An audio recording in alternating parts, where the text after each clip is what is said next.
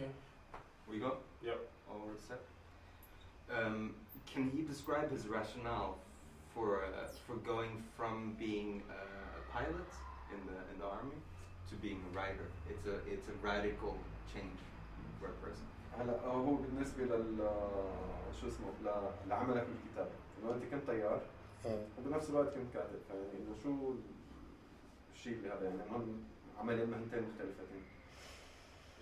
يعني هذا دائما الحدا اللي بيكون بيكتب بيكون في عنده شيء مختلف، يعني بيكون شيء غير مألوف يعني في بشخصيته بتكوينه يعني. وهي بتعود ل يعني مكونات بالطفولة. أنا عندي طفولة غريبة كمان نوعا ما، يعني ما بدي أسرد هلا تفاصيل شخصية، يعني إنه مثلا نحن من الأسر اللي بيخلفوا ويجيبوا كتير، بدوية، عائلة بدوية يعني. فأنا الأخ البكر الأكبر مني بعد ولادته ب9 شهور ونص أنا ولدت. بعد ولادتي أنا ب9 شهور ونص كان في أخ تاني، فأنا حرمت عمليا، جيت بين وليدين يعني، واحد البكر اللي مدلل وواحد محتاج وأنا كنت يعني نافذ. فأنا الحرم من رعاية الأسرة، وكرجت لهي أن احنا 10 أخوة شباب ما بيناتنا سنة وبنتين، يعني 12 حدا. فحرمت هاي. تربيت ببيت جدي عمليا يعني. بيت جدي كانوا عندهم أغنام وخيمة شعر، بيطلعوا على البرية فترة طويلة يعني حوالي 9 شهور من السنة على الصحراء. فكنت إنه بروح معهم عمات وعمام كبار وأنا عمري 2 و3 و4 لعمري 5 سنين، والطفولة هيك بالصحراء يعني. كل هاي الأشياء المكونات اللي عملت مني حدا إنه بعمر 5 سنين كنت أقرأ، أجيد القراءة. بعمر 6 سنين كنت أقرأ شيء كان مجلة اسمها مجلة العربي. داخل المدرسة أنا بقرأ مجلات يعني نتيجة وضع معين، إنه إثبات الذات سميها معيشة يعني، طريق أسباب يعني متعددة. هي انعكست بإنه يكون عندي حب لمهنة الطيران، تحليق. كنت بالصحراء بشوف القمر وبشوف الكذا، بحب اشوف شو في بعدها. كمان هي النفس الذكوري الشديد بالتربية البدوية، إنه الضابط والعسكري والهاي، زائد إنه كنت يعني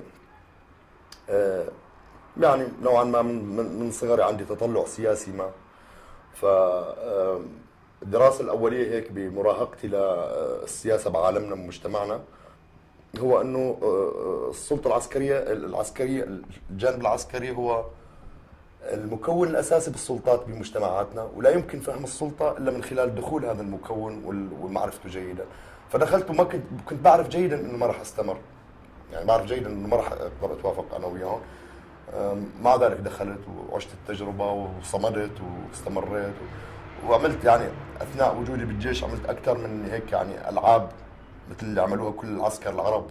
إنه أنا بدورتي بالكلية شكلت مجموعة وحاولنا نستمر ونتقدم ونساوي مستقبل الانقلاب، كل هاي الأشياء. بس يعني بعمر معين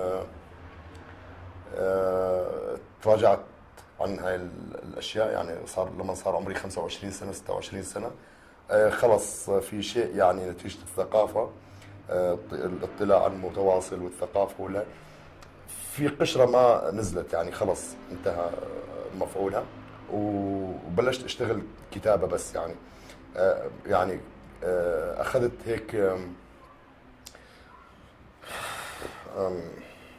يعني تيب المثقف الحقيقي اللي هو مع الحرية ضد العنف، واللي يعني بيقدس إنسانية الإنسان.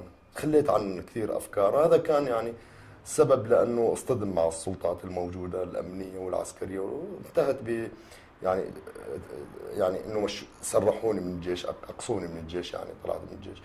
وأنتجت خلال هاي الفترة تحديدا أنتجت مجموعة قصصية وروايتين، وانجزت يعني شغل على نفسي على صعيد التثقيف يعني والقراءة والكذا والاطلاع كم كبير يعني. كنت عايش بثكنة عسكرية يعني ما أطلع منها غير 3 أيام بالشهر، بقية الوقت كله عمليا عندي قراءة، وكان عندي مكتبة. طبعا هذا في شيء قبل يعني إنه أنا مش جديد، بس بمرحلة خلاص يعني كنت ضمن المؤسسة العسكرية هذا الشخص اللي يعمل عمليا كاتب او مثقف، وباوقات فراغه ممكن يكون ضابط، مو اكثر يعني.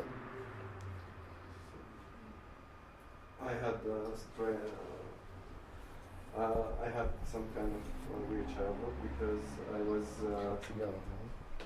I'm from a joint family, so